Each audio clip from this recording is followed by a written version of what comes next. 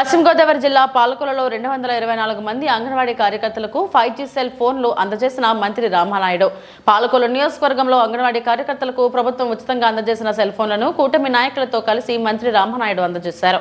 ఈ సందర్భంగా మంత్రి రామానాయుడు మాట్లాడుతూ సేవల వేగం, పారదర్శకత కోసం స్మార్ట్ టెక్నాలజీని అంగన్వాడీ వ్యవస్థలో ప్రవేశపెట్టిన కూటమి ప్రభుత్వం రాష్ట్ర వ్యాప్తంగా 58,204 అంగన్వాడీ కార్యకర్తలకు సెల్ ఫోన్ల పంపిణీకి 75 కోట్లు వెచ్చించిందని చంద్రబాబు నాయుడు ముఖ్యమంత్రిగా ఉన్న కాలంలోనే అంగన్వాడీ సిబ్బందికి వేతనాల పెంపుకు సహకారాలు అందించిందని, గతంతో పోలిస్తే అంగన్వాడీ కార్యకర్తల గౌరవం, ఆర్థిక భద్రత పెరిగిందని, రాష్ట్రంలో 5,000 మినీ అంగన్వాడీ కేంద్రాలను ప్రధాన అంగన్వాడీ కేంద్రాల స్థాయికి అప్గ్రేడ్ చేసిన ప్రభుత్వం ఉందంటే అది కూటమి ప్రభుత్వానికే సాధ్యమని, అంగన్వాడీ కేంద్రాల్లో మౌలిక వసతులు, భవనాల త్రాగునీరు, మరుగుదొడ్లు మెరుగుపరచడంపై ప్రత్యేక దృష్టి సారించిందని, అంగన్వాడీ కార్యకర్తలపై పనిభారం తగ్గించేందుకు యాప్ల సంఖ్యను తగ్గించాలనే ప్రతిపాదనతో కేంద్ర ప్రభుత్వాన్ని చంద్రబాబు కోరారని, పిల్లల పోషణ, తల్లుల ఆరోగ్య పర్యవేక్షణ మరింత సమర్థవంతంగా జరిగేందుకు డిజిటల్ వ్యవస్థ వినియోగంలోకి తెచ్చిందని, అంగన్వాడీలు ప్రభుత్వానికి కీలక భుజాలని, వారి సమస్యల పరిష్కారానికి ప్రభుత్వం కట్టుబడి ఉందని మంత్రి నిమ్మల రామానాయుడు అన్నారు.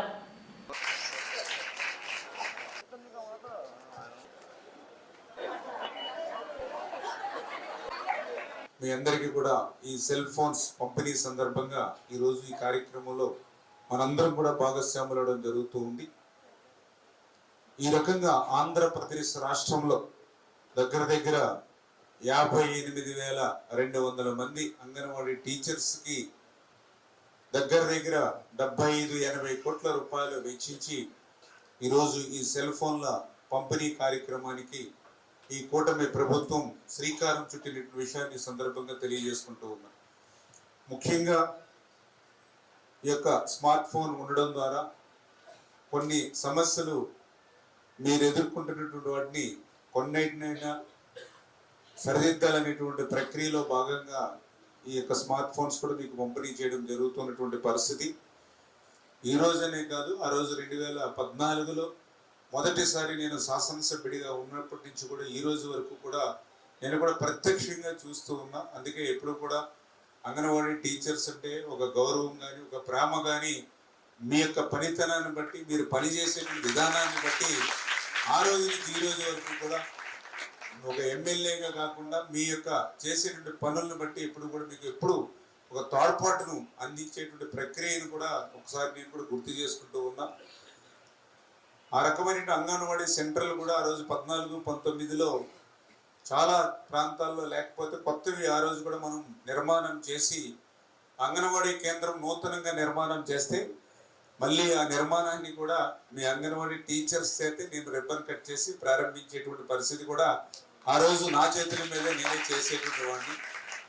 అయితే దురదృష్టవశాత్తు ప్రభుత్వం మారినటువంటి పరిస్థితుల్లో 5 సంవత్సరాల నష్టం మళ్ళీ ఈరోజు కోలుకోవడానికి కూడా ఇంకా ఇబ్బందికరమైనటువంటి పరిస్థితి ఈరోజు ఉంది. ఒక సమర్థవంతమైన వ్యక్తి నాయకత్వం చంద్రబాబు నాయుడు గారు ముఖ్యమంత్రిగా ఉండడం, ఆయనకి అండగా పవన్ కళ్యాణ్ గారు ఉండడం, వీళ్ళిద్దరికీ తోడుగా నరేంద్ర మోడీ గారు ఉండడం వల్ల వెంటిలేటర్ మీద ఉన్నటువంటి ఆర్థిక వ్యవస్థ మళ్ళీ ఈరోజు పూర్తిగా చక్కపరిచామని చెప్పలేకపోతున్నాం. కనీసం ఇప్పుడు ప్రస్తుతానికి నాకు తెలుసుండి ఐసీయూలోకి తెచ్చినట్టు అనమాట. ఇప్పుడు మళ్ళీ ఐసీయూలో నుంచి మళ్ళీ ఇంకో సంవత్సరం కష్టపడితే రూము పంపించగలుగుతాం. మళ్ళీ ఇంకొక 5 నెలలు 6 నెలలు కష్టపడితే ఆ రూమ్ నుంచి ఇంటికి తీసుకురాగలుగుతాం. అప్పుడు కొంచెం ప్రశాంతం. కాకపోతే అప్పుడు మళ్ళీ మీరు పవర్ మార్చేసారు అనుకోండి, మళ్ళీ వెంటిలేటర్ తగ్గుతారు. మళ్ళీ మేము వస్తాం, మళ్ళీ వెంటిలేటర్ నుంచి రూమ్ తీసుకెళ్తాం. ఇది వైకుంఠపాలి అట్లాగా ఉంటుంది. అది పరిస్థితి. ఇంకేత ఇవన్నీ కొంచెం స్టడీ చేసుకుంటూ ఉన్నాం. తప్పనిసరిగా మీదైతే న్యాయమైనటువంటి డిమాండ్ ఆర్థికంగా కుదుటపరచడానికి సాయశక్తుల ప్రయత్నం చేస్తూ ఉన్నాం.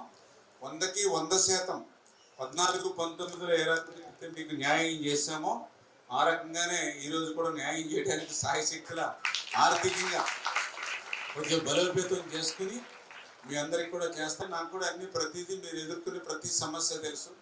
అదేవిధంగా యాప్లు కూడా ఎక్కువైనాయి, అవి కూడా వర్క్ ఎక్కువ ఉంది. ఖచ్చితంగా మేము కూడా సెంట్రల్ గవర్నమెంట్ దృష్టికి తీసుకెళ్ళింది. ఆ యాప్లు తగ్గించి అందులోనూ కూడా మీరు విలేజ్ల్లో పనిచేస్తారు, ఇంటింటికి వెళ్ళాలి, అక్కడ సిగ్నల్స్ ఉండాలి. ఆ సిగ్నల్స్ రాకుండా అది చక్రం తిరుగుతూ ఉంటే ఆ చక్రం ఆగేదాకా మళ్ళీ అక్కడ నిలబడాలి. ఇవన్నీ కూడా ప్రాక్టికల్ మీ అందరికి కూడా ఇబ్బందులు ఉన్నాయి. కానీ ఒక ప్రభుత్వం 10-15 సంవత్సరాలు కంటిన్యూ ఉంటే ఖచ్చితంగా ఈ సమస్యలన్నీ లేకుండా మనం చేయగలిగేవాళ్ళం. ఖచ్చితంగా నాకు అవకాశం ఉన్నప్పుడల్లా నాకు ఏ ప్లాట్ఫారం దొరికినా కూడా మీ సమస్యను నేను అడ్రస్ చేయడానికి ఖచ్చితంగా నేను ప్రయత్నం మీ తరపున నేను చేస్తానని చెప్పి మీ అందరికి కూడా ఆశిస్తూ ఉన్నా.